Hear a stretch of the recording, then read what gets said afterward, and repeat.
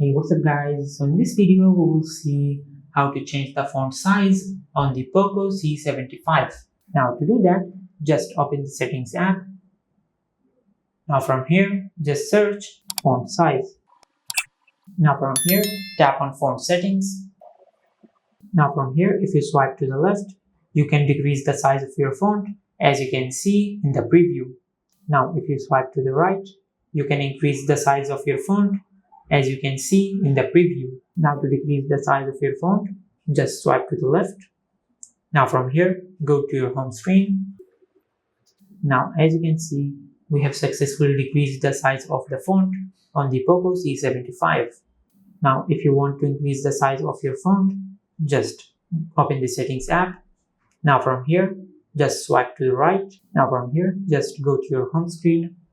Now as you can see, this is how you can increase and decrease the size of your font on the Poco C75. If you found this video helpful, please like the video and subscribe to our channel and hit the bell icon to get notified when we upload a new video.